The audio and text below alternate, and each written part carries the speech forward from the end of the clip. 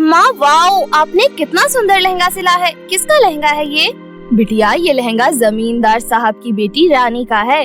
रानी बिटिया की शादी होने वाली है। सच में बहुत ही सुंदर लग रहा है ये लहंगा। बिटिया, मैं तेरे लिए इससे भी सुंदर लहंगा सिलकर तैयार करूंगी। सच माँ, पर कब? पहले मैं तेरे लिए अच्छा सा लड़का तो ढूंढ लूं, उसके बाद। क्या कहा आपने? लड़का? हाँ बिटिया, अब तू बड़ी हो गई है। तेरे लिए अच्छा सा लड़का ढूंढकर तुझे सुंदर सा लहंगा पहनाकर विदा करूंगी। नहीं, मुझे नहीं करनी शादी और ना ही लहंगा चाहिए। मैं आपको छोड़कर कहीं नहीं जाऊंगी, समझी आप? ऐसा नहीं कहते बिटिया, आज नहीं तो कल तेरी शादी होनी ही है। तुझे मेरा साथ छोड़कर जाना ही पड़ेगा। मेरे लिए वो पल बहुत खुशी का होगा जब मैं तुझे दुल्हन के रूप में देखूंगी। दोनों माँ बेटी आपस में बातें कर ही रहे थे कि तभी वहाँ जमींदार की बेटी रानी अपनी सहेली टीना के साथ आ पहुँची। अरे रानी बिटिया, तुम यहाँ? हाँ, मैं अपना शादी का लहंगा लेने आई हूँ। मेरा लहंगा बनकर तैयार हुआ कि नहीं? हाँ, हो गया बिटिया, देखो तुम्हारे सामने ही तो है। रानी ने जैसे ही हैंगर में लटका हुआ अपना लहंगा देखा तो वो मन ही मन बोली, लहंगा तो बुढ़िया ने बहुत सुंदर सिला है, लेकिन इसको सिलाई के पैसे नहीं दूंगी। क्या हुआ बिटिया, लहंगा तुम्हें पसंद आया ना? ये आपने कैसा लहंगा सिला है, एकदम बकवास। मैंने आपको स्टाइलिश लहंगा सिलने को कहा था। क्या आपको पता नहीं जमींदार की बेटी की शादी होने जा रही है? कितना आउटडेटेड डिजाइन है ये। मैं ये कैसे पहनूंगी अपनी शादी में? हाँ, पर बिटिया, तुम्हारी माँ ने तो यही डिजाइन बताया था। मैंने बिल्कुल वैसा ही बनाया है। चाहे तुम भेजे गए डिजाइन से मैच कर लो। देखो कितना प्यारा लग रहा है। इसे पहनकर तुम बिल्कुल राजकुमारी लगोगी। मुझे आपकी बकवास नहीं सुननी। मेरी शादी में सिर्फ 5 दिन ही बचे हैं। मुझे अब किसी अच्छी बुटीक में जाना होगा अपने लिए नया शादी का लहंगा सिलवाने। ये तुम क्या कह रही हो बिटिया? मैंने दिन रात मेहनत कर तुम्हारे लिए शादी का लहंगा सिला है। ये लहंगा मेरे किसी काम का नहीं, आखिर मेरे स्टेटस का सवाल है। पर रानी बिटिया, सिलाई के पैसे तो देती जाओ।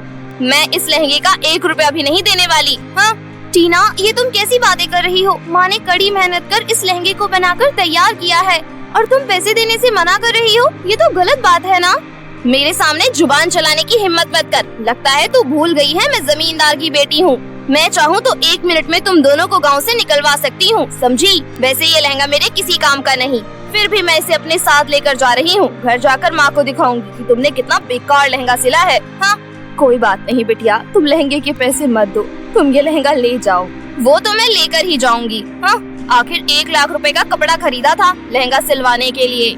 उसके बाद रानी अपनी सहेली टीना के साथ शादी का लहंगा लेकर वहाँ से चली गई। तभी कुछ दूर चलने के बाद रानी की सहेली टीना उससे बोली, अरे यार, तुम्हारा शादी का लहंगा तो बहुत ही सुंदर सिला है। तुम्हें उन्हें पैसे दे देने चाहिए थे। वो तो मुझे भी पता है, उस बुढ़िया ने लहंगा बहुत सुंदर सिला है और माँ ने मुझे सिलाई के पैसे दिए थे। मैंने जानबूझकर उसे पैसे नहीं दिए। पर क्यों? अरे तुम तो जानती हो मेरी माँ कितनी कंजूस है। मैंने आज सुबह उनसे घूमने फिरने के लिए पैसे मांगे तो उन्होंने देने से मना कर दिया। तो मैं करती भी क्या, मेरे पास बस यही एक तरीका था ताकि बुढ़िया को बिना पैसे दिए लहंगा भी ला सकूं और उन पैसों से मेरा घूमना फिरना भी अच्छे से हो जाएगा और माँ को पता भी नहीं चलेगा। वैसे लहंगा बहुत ही सुंदर है, बड़े बड़े मॉल में भी ऐसा लहंगा ढूंढने पर भी नहीं मिलेगा। ये कहते हुए रानी बहुत ज्यादा खुश हो रही थी, लेकिन उसे इस बात का जरा भी एहसास नहीं था कि उसने एक गरीब के साथ कितना बड़ा धोखा किया है। एक गरीब के दिन रात की मेहनत के पैसे उसने अपनी चंद मिनट की खुशियों के लिए उसे नहीं दिए। वहीं दूसरी ओर रिमझिम अपनी माँ सरिता से बोली, माँ, आपने घमंडी रानी को ऐसे क्यों जाने दिया? बेटी, मैं करती भी क्या, वो जमींदार की बेटी है। अगर मैं कुछ कहती भी तो वो अपने पिता से हमारी झूठी शिकायत कर देती और वो हमें गांव से बाहर निकलवा देती। फिर हमारा क्या होता बेटी? हम ठहरे गरीब, हम अमीर लोगों का मुकाबला कैसे कर सकते हैं? सरिता अपनी बेटी को समझाने लगी। रिमझिम को बहुत बुरा लगता है कि उसकी माँ ने इतनी मेहनत की और उन्हें 1 रुपया भी नहीं मिला। ऐसे ही वक्त गुजरता है। धीरे धीरे सरिता की तबीयत खराब रहने लगी, लेकिन उसने सिलाई करना नहीं छोड़ा। एक दिन सरिता की तबीयत बहुत ही ज्यादा खराब थी, लेकिन फिर भी वो सिलाई मशीन पर बैठकर लहंगा सिल रही थी। ये देखकर रिमझिम अपनी माँ से बोली, माँ, आपकी तबीयत बिल्कुल भी ठीक नहीं है, फिर भी आप सिलाई कर रही हैं। आप आराम कर लीजिए, बाकी काम मैं कर लूंगी। बिटिया, मुझे पता है तुम बहुत समझदार हो, तुम सारे काम कर लोगी। तो माँ चलो ना, आप आराम करो। बिटिया, मेरा कोई भरोसा नहीं, ना जाने कब भगवान मुझे अपने पास बुला ले, इसलिए मैं अपने हाथों से तेरे लिए एक सुंदर सा लहंगा तैयार करना चाहती हूँ। ओ माँ, जब आप ठीक हो जाओगी तब मेरे लिए लहंगा सिल लेना। बिटिया, पता नहीं बाद में मौका मिले ना मिले, इसलिए मैं अपनी शादी की साड़ी से तुम्हारे लिए लहंगा बना रही हूँ। मेरी अच्छी माँ, पहले तुम दवाई खाकर थोड़ा आराम कर लो, उसके बाद लहंगा बना लेना।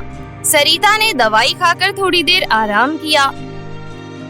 उसके बाद सिलाई मशीन पर बैठ गई। फिर कई दिनों की मेहनत के बाद सरिता ने एक सुंदर सा लहंगा सिलकर तैयार कर दिया। सरिता बहुत खुश थी। उसके बाद सरिता अपनी बेटी रिमझिम से बोली, रिमझिम बिटिया, कहाँ हो? जल्दी इधर आओ। आई माँ। ये कहते हुए रिमझिम रसोई से बाहर आई। देखो बिटिया, लहंगा बनकर तैयार हो गया, इसे पहनकर तू बिल्कुल परी लगेगी। इतना सुंदर लहंगा देखकर रिमझिम भी बहुत खुश होती है। वाह माँ, आपने सच में बहुत ही सुंदर लहंगा तैयार किया है। चलो, एक तमन्ना तो पूरी हुई मेरी। मैं अपने हाथों से अपनी बिटिया के लिए शादी का लहंगा बनाना चाहती थी। माँ, आप कई दिनों तक ढंग से सोई भी नहीं। अब आप कुछ दिनों तक सिलाई का काम मत करना। अरे बिटिया, सिलाई नहीं करूँगी तो घर का खर्चा कैसे चलेगा? देखा माँ, आपकी तबीयत फिर से खराब होने लगी। आप मेरी बात बिल्कुल भी नहीं मानती। मैं आपकी दवाई लेकर आती हूँ, तब तक आप कमरे में जाकर आराम करो। ऐसा कहकर रिमझिम माँ की दवाई लेने केमिस्ट की दुकान पर चली गई। उसके जाते ही वहाँ एक बूढ़ी औरत आई। कोई है घर पर? मेरी मदद करो। तभी कमरे में आराम कर रही सरिता बाहर आई और बोली, क्या हुआ अम्मा, आपको भूख लगी है? नहीं बेटी, मुझे खाना नहीं चाहिए, बल्कि कुछ पैसे चाहिए। कल मेरी बेटी की शादी है और मेरे पास शादी का लहंगा खरीदने के लिए पैसे नहीं है। मैंने बहुत लोगों से मदद मांगी, लेकिन किसी ने भी मेरी मदद नहीं की। क्या तुम मेरी कुछ मदद कर सकती हो? बूढ़ी औरत की बात सुन सरिता का दिल भर आया। फिर वो कुछ सोचते हुए बोली, आप परेशान मत हो अम्मा, आप आराम से बैठो, मैं अभी आती हूँ। इतना कहकर सरिता अपने कमरे में गई और अलमारी में से शादी का लहंगा निकालती है, जो उसने अपनी बेटी रिमझिम के लिए बनाया था। फिर वो लहंगे को लेकर बाहर आई और बूढ़ी अम्मा को देते हुए बोली, अम्मा ये लो, ये शादी का लहंगा आप रख लो। ये मैंने अपनी बेटी के लिए बनाया था, लेकिन कोई बात नहीं, मैं उसके लिए दूसरा लहंगा बना दूंगी। आपकी बेटी इस लहंगे में बहुत सुंदर लगेगी, एकदम परी जैसी। सरिता के इतना कहते ही बूढ़ी अम्मा एक सुंदर परी में बदल गई। फिर वो सरिता से बोली, मैं धरती लोक पर आकर लोगों की परीक्षा लेती हूँ। जो मुझे नेक और सच्चे लगते हैं, मैं उनकी मदद करती हूँ। तुम सच में बहुत नेक हो। तुमने जो अपनी बेटी के लिए शादी का लहंगा बनाकर तैयार किया था, वो तुम एक बूढ़ी मजबूर औरत को देने के लिए तैयार हो गई, इसलिए मैं तुम्हारी मदद करना चाहती हूँ। इतना कहकर परी अपनी जादुई छड़ी घुमाते हुए बोली, मैं ये शादी का लहंगा जादुई बना देती हूँ। अब से ये मामूली शादी का लहंगा नहीं, बल्कि जादुई है। अब तुम इस लहंगे से कुछ भी मांग सकती हो और अपनी जिंदगी हंसी खुशी बिता सकती हो। मुझे तो बिल्कुल भी विश्वास नहीं हो रहा कि आपने मेरी बिटिया का लहंगा जादुई बना दिया। आपका बहुत बहुत धन्यवाद परी। पर एक बात का ध्यान रखना, इस लहंगे का कभी गलत इस्तेमाल मत करना। परी, मैं इस बात का ध्यान रखूंगी और इस लहंगे से जरूरतमंद लोगों की मदद भी किया करूंगी। उसके बाद परी मुस्कुराते हुए गायब हो गई। थोड़ी देर बाद रिमझिम भी घर वापस लौट आई। सरिता को खुश देख रिमझिम बोली, क्या बात है माँ, आप बहुत खुश लग रही हैं। बात ही कुछ ऐसी है बिटिया। ये कहते हुए सरिता ने परी और जादुई लहंगे के बारे में रिमझिम को सारी बात बताई, जिसे सुनकर रिमझिम बोली, माँ आप जादुई लहंगे से जादू दिखाने बोलो ना, मुझे सच में जादू देखना है। लो, मैं अभी तुम्हें जादुई लहंगे का जादू दिखाती हूँ। ये कहते हुए सरिता जादुई शादी के लहंगे से ढेर सारे रुपए मांगती है। तभी देखते ही देखते उनके सामने पैसों का ढेर लग जाता है। इतने सारे पैसे देखकर दोनों माँ बेटी बहुत खुश होती है।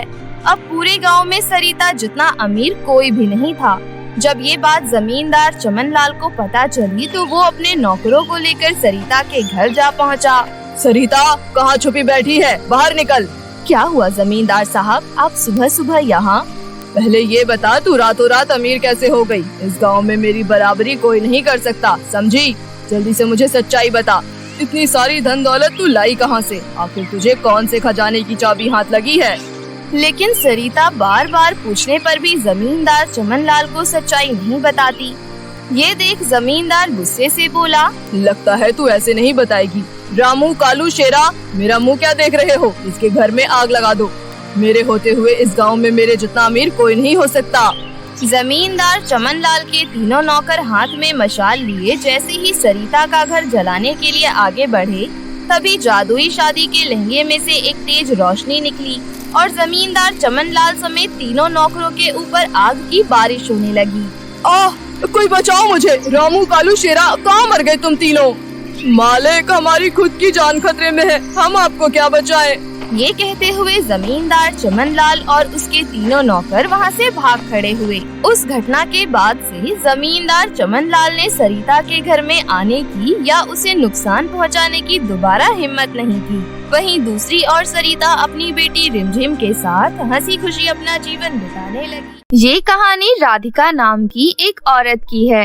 राधिका अपनी सास और अपने पति के साथ एक छोटे से घर में रहती थी। राधिका का पति किराने की दुकान पर काम करता था, जिससे घर का खर्चा बहुत मुश्किलों से चल पाता था। एक दिन राधिका का पति जब काम पर से घर लौटा तो राधिका ने अपने पति से कहा, सुनिए जी, मैं ये कह रही थी कि आपकी तनख्वाह से घर नहीं चल पाता है, क्योंकि आप भी जानते हैं आपकी तनख्वाह बहुत कम है। तो मैं सोच रही थी कि मैं भी कोई काम कर लूं। वो सब तो ठीक है राधिका, लेकिन तुम क्या काम करोगी? आपको तो पता है ना, शादी से पहले मैं माँ और बाबा के साथ खेती का काम करती थी। हमारे घर के पिछवाड़े में बहुत सारी जगह खाली है, मैं वहाँ पर सब्जियों की खेती करना चाहती हूँ।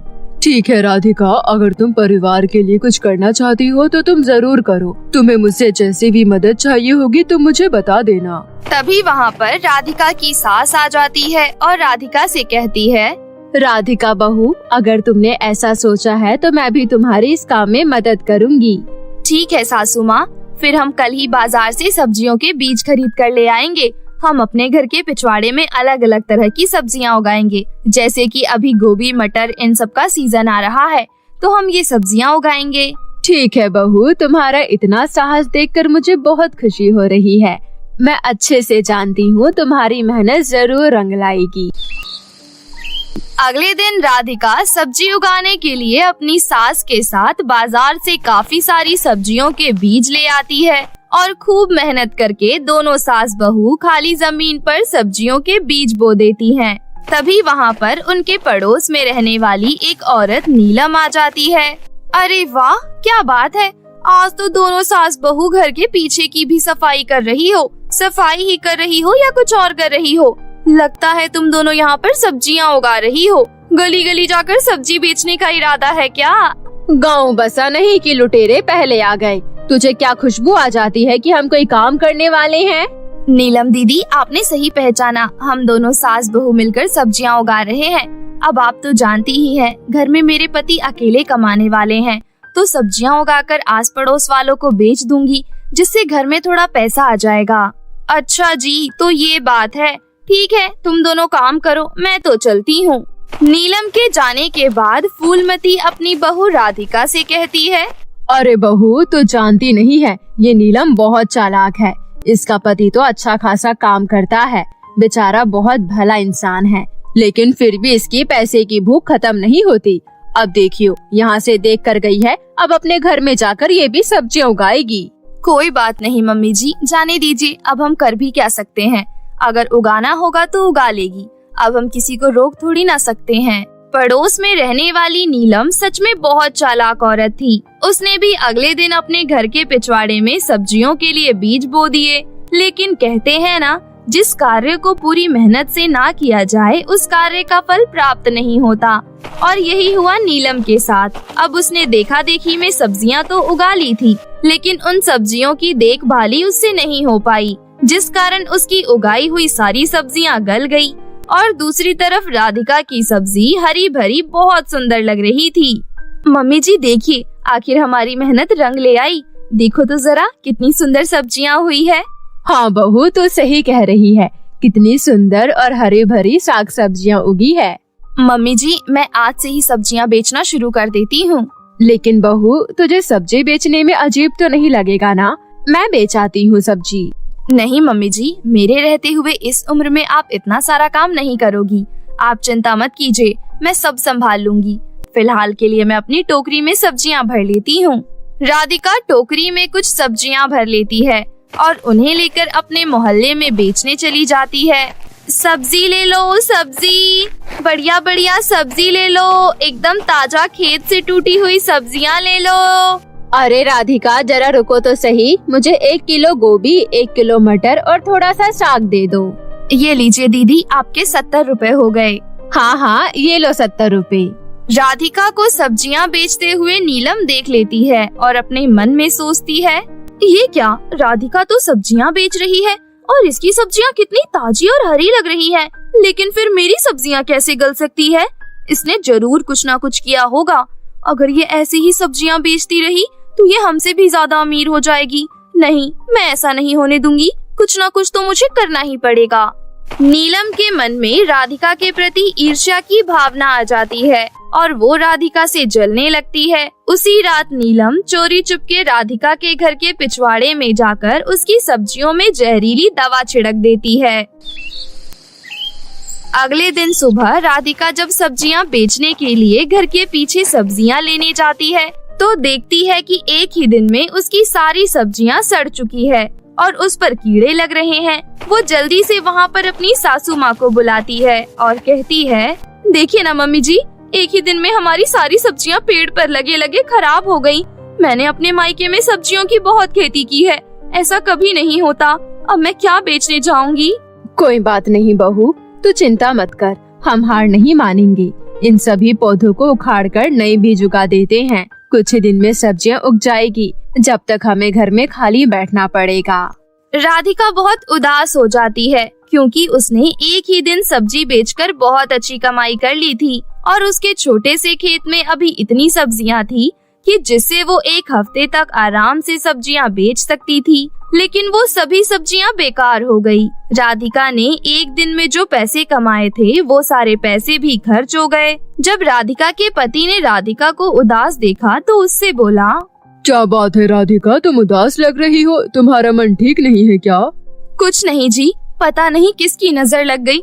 पहले दिन मैंने बहुत अच्छी कमाई कर ली, लेकिन अगले दिन किसी ने हमारे खेत को बर्बाद कर दिया। मुझे लगता है किसी ने खेत में जहरीली दवाई डाल दी है, जिस कारण सारे पौधे मर गए और सब्जियां खराब हो गई। अब जो मैंने नए बीज बोए हैं उसे उगने में तो कम से कम महीने का समय लग जाएगा। कोई बात नहीं राधिका, तुम चिंता मत करो, जब तक मुझे भी पैसे मिल जाएंगे। मैं देख रहा हूँ तुम बहुत मेहनत कर रही हो, देखना इस काम में तुम्हें सफलता जरूर मिलेगी।